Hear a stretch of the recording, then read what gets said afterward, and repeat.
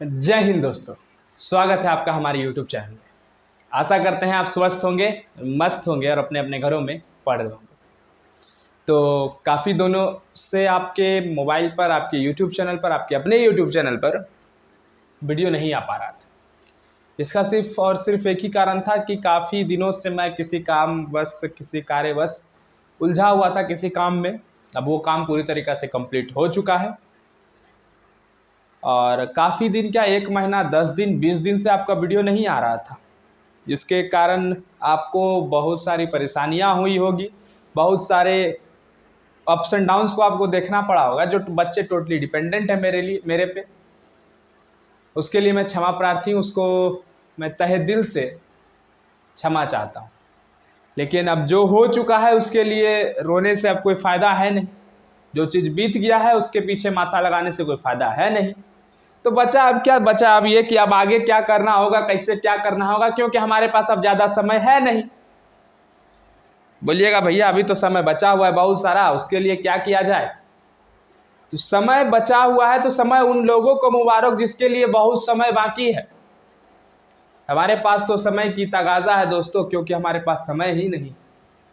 Means समय से हमको समय को समझना है। समय रहते हुए समय को समझ जाइए, वरना समय अगर समझाएगा तो बहुत ही देर हो चुकी होगी शायद। तो कहते हैं कि बात समझिए, कहना यही है कि बात को समझना है तो समय के साथ समझना है। और काफ़ी दिनों से नहीं वीडियो आ रहा था, तो इसके कारण मैं समझ सकता हूँ आपको काफ़ी परेशानी हो रही होगी। तो उसके लिए मैं आपको फिर से एक बार सॉरी बोलना चाहता हूँ, फिर से एक बार क्षमा चाहता हूँ आप लोगों से। लेकिन अब ऐसा दोबारा गलती फिर से नहीं दोहराया जाएगा। अब आज की बात यह है कि अब हमारा समय आ चुका है जून का। शायद ये जून ही चल रहा है ना, अप्रैल मई, हाँ मई जून चल रहा है। और जून का भी शुरू हुआ है 10 तारीख, आज 9 तारीख, 10 तारीख है आज। तो 9-10 तारीख तो है, अभी शुरू ही हुआ है। अभी हमारे पास 20 दिन है जून को ख़त्म करने में। जून के बाद अगर हम देखें तो जुलाई, अगस्त, सितंबर, अक्टूबर, नवंबर, दिसंबर, मतलब 6 महीना हमारे पास पूरी तरीक़ा से अपने सिलेबस को कंप्लीट करने में है। मात्र 6 महीना। अब बोलिएगा जनवरी को क्यों नहीं गिने भैया, हम तो नवंबर को भी नहीं, हम तो दिसंबर को भी नहीं गिनने वाले थे। लेकिन आप लोग के लिए चलिए गिन लेते हैं, क्योंकि नवंबर तक हो जाना चाहिए आपका पूरा सिलेबस। और 2 महीने आपको पूरे तरीक़ा से revision, question bank, previous year question को फोड़ के तहस नहस करना पड़ेगा। एनी हाउ करना पड़ेगा। उसके लिए जो भी करना पड़े आपको करना पड़ेगा, और उसके लिए जो भी मुझे करना पड़े मैं करने के लिए तैयार हूं। बशर्ते आपको मेहनत करना होगा, मुझे भी मेहनत करना होगा आपके पीछे, उसके लिए मैं तैयार हूं, उसके लिए मैं पीछे नहीं जा रहा हूं। लेकिन दोस्तों समय के साथ सुधरना होगा। और बात आती है कि अब तैयारी किया कैसे जाए। सबसे बड़ी बात तो वही है ना कि अब जो हो चुका है उसको जाने दीजिए, अब जो हो रहा है उसको आने दीजिए। Let's the past end up and let's the present we enjoy and live it and in present, और we have to make our future. मतलब नहीं कहते हैं कि पास्ट जो हो चुका है उसको भूल जाइए और प्रेजेंट में जिया करिए, और प्रेजेंट में जी के अपने भविष्य को बदल दीजिए। इसी को कहते हैं जीना, इसी को कहते हैं जीना। आज पिछले 3-4-5 दिन पहले आप बालासोर रेल हादसा के बारे में सुने होंगे, उड़ीसा के बालासोर रेल हादसा के बारे में। काफ़ी लोगों की जान गई, कितनी जान गई वो सरकारी आंकड़ा 380-280 बताया जाता है। लेकिन आपको अंदाज़ा हो ही सकता है कि कितने जाने गई होगी वो सरकारी आंकड़ा, हमें क्या बताएगा। जब 3 ट्रेन आपस में भिड़ी, जिसमें 2 ट्रेन में सिर्फ और सिर्फ आदमी भरा हुआ था, तो आप अंदाज़ा लगा सकते हैं। जिसका ड्राइवर जख्मी हो सकता है, जिसका लोको पायलट जख्मी हो सकता है वो उस ट्रेन का, तो आप अंदाज़ा लगा सकते किस तरह का भयंकर एक्सीडेंट हुआ होगा और कितने लोगों की जान गई होगी। इसके पीछे मैं कहानी इसलिए आपको बता रहा हूँ कि लाइफ में डेथ जो है अनसर्टेन है। It's not a certain, uncertain, कभी भी हो सकता है। हो सकता है कि अगर कोई बंदा, अगर मैं ही आपके सामने खड़ा हूं, अभी बोलते बोलते कुछ भी हो सकता है। डेथ इज अनसर्टेन, बट एक ही चीज लाइफ में सर्टेन है, वो है happiness. Give happiness, take happiness and enjoy your life. मतलब अपने आप को, खुशी को बांटना सीखिए, खुशी को लेना सीखिए, अपने से छोटों को सम्मान कीजिए, अपने से छोटों के साथ खुशी प्रकट करिए, अपने से बड़ों को सम्मान दीजिए, प्रणाम करिए। लाइफ में कुछ नहीं रखा हुआ है। अगर आप नहीं कहते हैं कि दूसरों के साथ दुश्मनी बोल लेके उतना समय क्यों बर्बाद करना, दूसरों के साथ जो दुश्मनी है उसके साथ दोस्ती का हाथ बढ़ाइए, देखिए कितना खुशी का माहौल दौड़ता है। तो दोस्ती एक ही बार होती है और दुश्मनी जो है निभाई जाती है, दोस्ती निभाई नहीं जाती, दोस्ती तो खुद ब खुद हो जाती है और चलती रहती है। कोई बोलता है कि दोस्ती निभाई जाती है, दोस्ती निभाई नहीं जाती, दोस्ती चलती रहती है, बट दुश्मनी निभाई जाती है। बस उस दुश्मनी को ख़त्म करना पड़ेगा हम लोग को, और हम लोगों को मिल के, नहीं कहते कि अपने से छोटों को अगर सम्मान आप देना सीख जाइएगा, अपने से छोटों को प्यार देना सीख जाइएगा, तो छोटा भी आपका इज्जत करेगा, और वो छोटा भी आने वाले समय में कभी बड़ा होगा ज़रूर। तो वो भी उस समय तक आप, उसके मन में आपके प्रति इज्जत रहेगा, प्रेम रहेगा। तो इज्जत प्रेम बांटना सीखिए, बड़ों को बांटना सीखिए, बड़ों को आदर करिए, और हमेशा खुशी इजहार करिए, क्योंकि डेथ अनसर्टेन है। और आप जब चले जाइएगा इस संसार से, इस समाज से, तो लोग के मुंह से ही कम से कम निकलना चाहिए कि बड़ा अच्छा आदमी था। ये नहीं कहना चाहिए बड़ा पापी व्यक्ति था, चला गया तो बड़ा समाज का कल्याण करके गया। नहीं, आपके जाने से एक क्षति पहुंचना चाहिए एक समाज में। नहीं कहते हैं कि इसके जाने से एक दिया बुझ गया, इसके जाने से एक समाज खत्म हो गया। तो वैसा युग होना चाहिए। तो वैसे के लिए काम करना पड़ेगा, वैसे के लिए तैयारी करनी पड़ेगी, वैसे के लिए मेहनत करना पड़ेगा, वैसे के लिए समाज बदलाव के रूप में करना पड़ेगा। आज आप मेरे वीडियो को देख रहे हैं तो आप एक प्रण लीजिए, एक संकल्प लीजिए कि हम आज से एक अच्छा आदमी, एक अच्छे प्रकार के व्यक्तित्व, अच्छे प्रकार के स्टूडेंट बनने का प्रयास करेंगे। ज़िंदगी में कुछ नहीं रखा है, ज़िंदगी आएगी जाएगी, ज़िंदगी एक ट्रेन की तरह है, लोग आते हैं जाते हैं, बस आप एक जगह पे स्थिर रहिए। आपके सामने बहुत कुछ आएगा जाएगा, अप्स एंड डाउन्स आते रहेगी, बस आपको घबराना नहीं है, बस चेहरे पे खुशी और सामने एक इजहार और एक सामने एक दृढ़ संकल्प लेके चलना है, और उसी के साथ हम आगे बढ़ते रहेंगे। और यही हमारा एक मेन मोटो रहेगा। बशर्ते आप ज़्यादा समय आपका नहीं लेते हुए आप तैयारी की राह पे हम चलेंगे और जानेंगे कि किस प्रकार आप तैयारी हमें किया जाए। बच्चे, समय तो बीत चुका है, 6 महीने का समय आपके पास है। 6 महीना में किस प्रकार हमको तैयारी करना चाहिए, इस प्रकार से हम देखते हैं कि 6 महीने में हमको कम से कम नहीं तो 400 प्लस तो हम ले ही हैं। मैं उन बच्चों के लिए बात नहीं करता हूँ जो बच्चे अपने आप में एक तोप रहते हैं, जो कि हम तो नंबर ले आएंगे 450 प्लस, जो अपने आप में एटीट्यूड रखते हैं कि हम अपना नंबर ले आएंगे, हमको किसी चीज़ की जरूरी नहीं है। तो वो बच्चे को मेरा सलाम है, आप अपने से तैयारी करिए, बढ़िया करिए, आपके लाइफ भविष्य के लिए मैं उज्जवल कामना करता हूँ। बस मैं उस बच्चे के लिए सदा तत्पर हूँ जो एवरेज बच्चे हैं, और वो चाहते हैं कि हम अच्छे से अच्छा स्कोर कर पाएँ। एक चीज़ हमेशा याद रखिएगा कि इतिहास वही रचते हैं जिस पे जवाना हंसते हैं, क्योंकि अगर जब तक जवाना आप पे हंसेगा नहीं, जब तक जवाना आप पे ताना नहीं कसेगा, तब तक आपके दिल से आग नहीं निकलेगी कि हमको भी कुछ करना चाहिए, हमको भी कुछ करना चाहिए।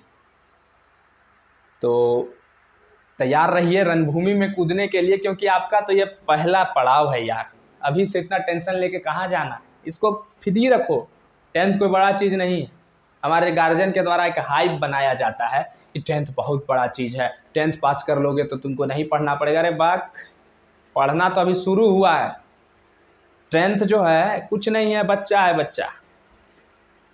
10th कुछ नहीं है, अभी पढ़ाई शुरू हुआ है। पढ़ाई का हम लोग का नहीं कहते हैं कि एक पहला पड़ाव रहता है जिसमें कि हम सीखते हैं, जानते हैं कि किस प्रकार पढ़ा जाए। फिर कुत्ता की तरह मेहनत तो हमको आगे करना है, 12th में जाके, ग्रेजुएशन में जाके, ग्रेजुएशन के बाद बीटेक कोई लेगा तो कोई इंजीनियर बनेगा, कोई यूपीएससी का तैयारी करेगा, बहुत तरह का तैयारी। भगवान उनकी कामना करे, उनकी इच्छा की पूर्ति हमेशा करते रहे। बशर्ते अब एक बात मैं यह कहने जा रहा था कि ये जो 400 प्लस वाले बच्चे होते हैं ना, या 350, 380 प्लस वाले बच्चे होते हैं, मतलब मैं उन बच्चों की बात कर रहा हूँ जो 75 से 85 के बीच में रहते हैं, इतने % के बीच में रहते हैं। अब मैं उन बच्चों को टारगेट 15% मतलब जो इसके पार वाला 85 से 100 के, उनको मैं ये नहीं करना चाहता, उनको मैं ठेस पहुंचाना नहीं चाहता। बशर्ते मैं यह कहना चाह रहा हूं कि 75 से 85% के बच्चे ही इतिहास रचते हैं बच्चा। आज जितने भी बड़े बड़े, आज सबसे बड़ा एग्जाम हमारे इसमें यूपीएससी, उससे बड़ा तो कुछ नहीं। आप लोग इस बात से, मेरे इस बात से सहमत हैं कि नहीं सहमत हैं? और आप अक्सर उठा के देखिएगा तो 75 से 85 के बीच में ही बच्चे ने इतिहास रचा है। कोई ऑल इंडिया रैंक 1 तो कोई ऑल इंडिया रैंक 258, जो भी रैंक है यूपीएससी क्वालिफाई करना अपने आप में एक तोप के समान है। क्योंकि जहां ये 5 लाख बच्चा फॉर्म भरता है और वहां 910 बच्चे, 980 बच्चे का सिलेक्शन होता है, तो बात तो वहां कुछ जज्बे की होगी ना। तो बात तो वहां जज्बा का है, तो 910 रैंक लाने वाला भी अपने आप में एक तोप के समान है। तो इस चीज को याद रखिएगा। और यही तोप यहां से डिसाइड होता है बच्चा 75 से 85 वाला, और यहीं पर हम लोग को खेला करना है। खेला जो है हम लोग को इसी पे करना है, इसी पे हमको कमांड करना है। नहीं लाना है हमको 90%, नहीं लाना है हमको 95%, नहीं लाना है हमको 80%। हमको 75 से 85 के बीच में आ गया, हम बहुत खुश हैं, अपने आप में लाइफ में स्टेबल रहेंगे, और ना ज़्यादा की अपेक्षा ना कम की अपेक्षा, अपने लाइफ में संतुलित बना के रखिए। हम इंजॉय भी करेंगे, पढ़ेंगे भी, अच्छा नंबर भी लेके आ जाएंगे, और हम किसी को पता भी नहीं चलेगा कि ये लड़का करके चला गया, ये लड़की करके चली गई। अरे यार ये कैसे संभव था? तो कुछ ना कुछ एक स्ट्रेटजी होता है, वही स्ट्रेटजी आपको सबसे आगे लेके जाता है। अगर मैं अभी 2 घंटा पढ़ाई कर रहा हूं और मैं 85% वाला बच्चा हूं, तो अगर 75 वाला हमको compete करना चाहेगा तो कम से कम वो 2.5 घंटा जरूर पढ़ेगा, 2.5 से 3 घंटा। और 3 घंटा हमको नहीं लगता है कि समय निकालने में आपको कोई ये होता होगा। 3 घंटा हर एक कोई आसानी से समय निकाल सकता है, चाहे तो वो, बशर्ते आपके मन में एक इच्छा होनी चाहिए, अपने माता पिता के जो सपने हैं उनको पूरा करने का एक आपके मन में जज्बा होना चाहिए। मोबाइल जितना आपके लिए अच्छा है उतना आपके लिए हानिकारक भी है। जिस प्रकार आप मेरे से मोबाइल में देख रहे हो, तो आपके मन में आएगा सर जिससे आपको देखेंगे आप उसी चीज़ की बुराई कर रहे हैं, तो नहीं, गलत, वो मैं नहीं कहना चाह रहा हूँ। अगर आप मेरा वीडियो देख रहे हैं तो शायद आप एक अच्छे पाथ पर हैं, ऐसा भी नहीं मैं कह रहा हूँ। मेरा कहने का मतलब यह है कि आप अगर मोबाइल को अच्छे तरीक़ा से उपयोग करना सीख जाइएगा तो मोबाइल आपके लिए एक अच्छा टूल है। मोबाइल ने तो इतना ख़राब चीज़ है, इतना ख़राब चीज़ है कि अगर आप उस पर आधा घंटा समय व्यतीत करने जाइएगा तो वो आपका 1.5 घंटा समय को नष्ट कर देगा। तो समय नष्ट नहीं करना है, समय को बचा के रखना है, और समय के साथ साथ समय को बदलना है, और अपने समय को भी हमें बदलना है। तो चलिए बिना किसी देरी के साथ आज के क्लास को हम शुरू करते हैं, और थोड़ा सा स्ट्रैटेजी को जानते हैं कि आखिर भाई हम कैसे 400+ ले आए।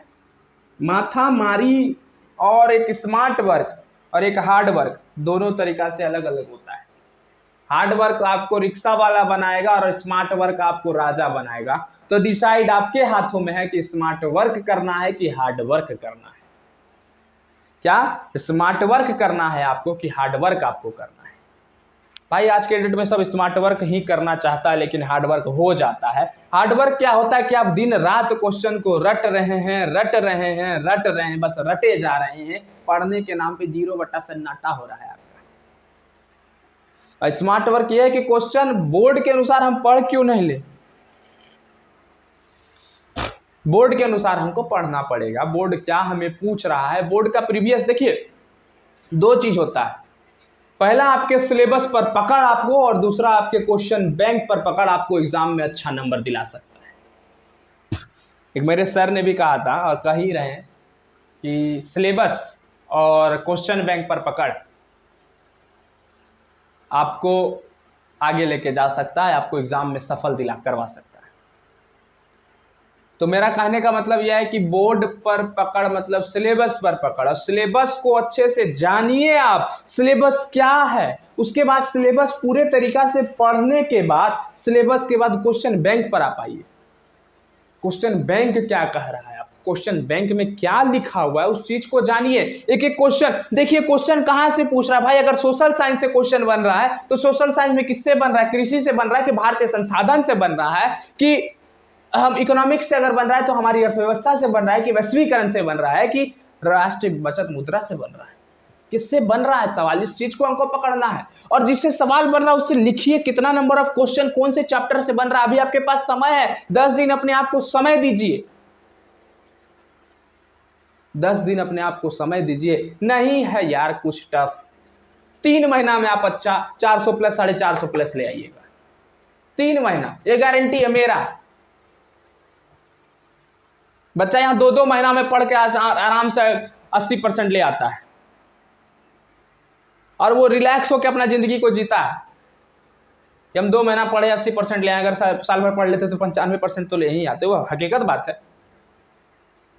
तो 2 महीना वो जो पढ़ा वो स्मार्ट वर्क था उसका, वो स्मार्ट वर्क किस प्रकार किया वो उस चीज को हमको जानना पड़ेगा। स्मार्ट वर्क क्या है उस चीज को पकड़ना पड़ेगा। व्हाट इज स्मार्ट वर्क, क्या है स्मार्ट वर्क। तो स्मार्ट वर्क ये है कि मगर मान लिया जाए कि सोशल से मेरा हिस्ट्री से अगर 6 सवाल बन रहा है, सोशल में अगर हिस्ट्री से 6 सवाल बन रहा है, तो 6 में हम पकड़ेंगे कि सबसे ज्यादा कौन से चैप्टर से बन रहा है। सबसे ज्यादा अगर भारत में राष्ट्रवाद से बन रहा है तो क्यों ना हम पहले भारत में राष्ट्रवाद को कंप्लीट करें, ना कि हम यूरोप में राष्ट्रवाद को पकड़ के बैठे हुए हैं भैया कि यूरोप में राष्ट्रवाद में ये हुआ 1848, 1824, 1861, वेजनी पना फलना चिलना ढकना सब हम पढ़ रहे हैं। क्या फायदा, एक सवाल के लिए हम उतना माथामारी करने जाएं। जहां एक सवाल करेंगे वहां मेरा 10 सवाल बन के तैयार हो चुका होगा। इतिहास में हम देख रहे हैं भारत में राष्ट्रवाद से ज्यादा सवाल आ रहा है, बच्चा यहाँ यूरोप में राष्ट्रवाद में माथा पका रहा है कि गारंटीड है भैया। अब मास्टर सब भी आजकल का क्या गारंटीड है, ये आएगा वो आएगा, दिस दैट फलना चिलना। अरे भाई पहले देख तो लो प्रीवियस डे का क्वेश्चन, सबसे ज्यादा तो भारत में राष्ट्रवाद से सवाल बने, सबसे ज्यादा भारत में राष्ट्रवाद से सवाल बने। बच्चा को वहां पढ़ाया नहीं जा रहा है भारत में राष्ट्रवाद, पढ़ा क्या दिया जा रहा है तो यूरोप में राष्ट्रवाद पढ़ लो, हिंद चीन में राष्ट्रवादी आंदोलन पढ़ लो, समाजवाद साम्यवाद पढ़ लो। पहले भाई भारत में राष्ट्रवाद पढ़ा दो ना, सबसे ज्यादा उससे सवाल पूछा जा रहा है। साइंस में आते हैं तो साइंस में आए तो साइंस में सबसे पहला क्या, तो सबसे ज्यादा पूछा जाता है फिजिक्स से सवाल। फिजिक्स के बाद आए तो बायोलॉजी से ज्यादा सवाल पूछा जा रहा है। मेहनत किस पे कर रहा है बच्चा, सॉरी एक चीज में यहाँ गलती किया, सबसे ज्यादा सवाल यहाँ पूछा जाता है बायोलॉजी से, उसके बाद अगर पूछा जाता है तो फिजिक्स से। मेहनत किस पे कर रहा है बच्चा, तो केमिस्ट्री और फिजिक्स पे।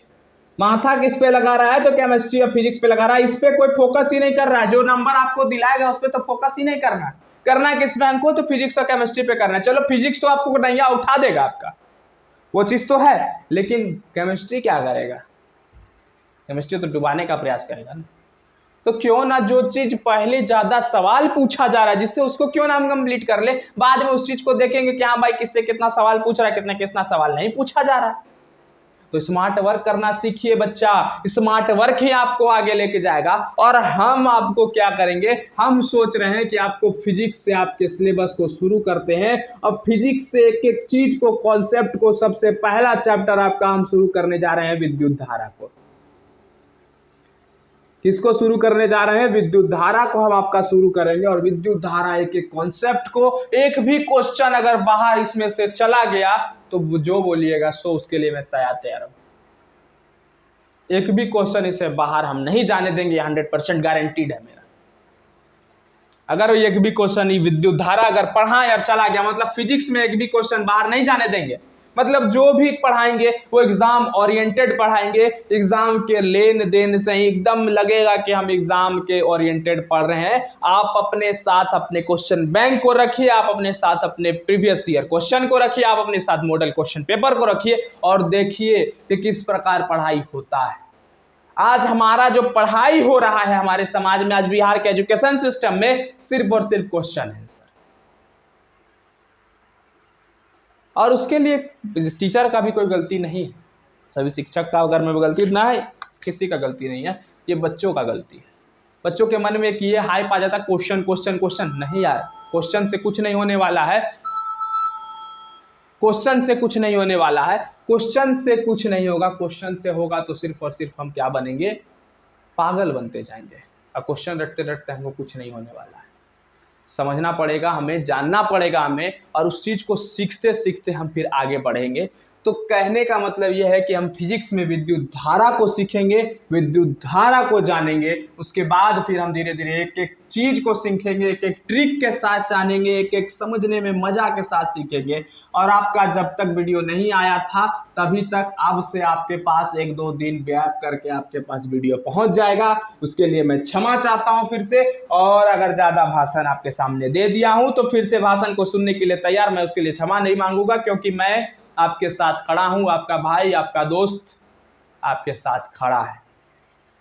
कभी भी कोई प्रॉब्लम हो याद करिएगा, कोई खड़ा है आपके लिए, आपके साथ खड़ा है। कोई भी प्रॉब्लम हो सीधा डायरेक्ट कमेंट करिए, हम आपके साथ खड़े हैं। 24/7 तो नहीं बोल पाऊंगा, उसके लिए मैं क्या, कोई नहीं कर पाएगा 24/7। कोई सोता भी है मेरे साथ, मैं कोई सोएगा भी, तो सब कोई सोता है जागता है।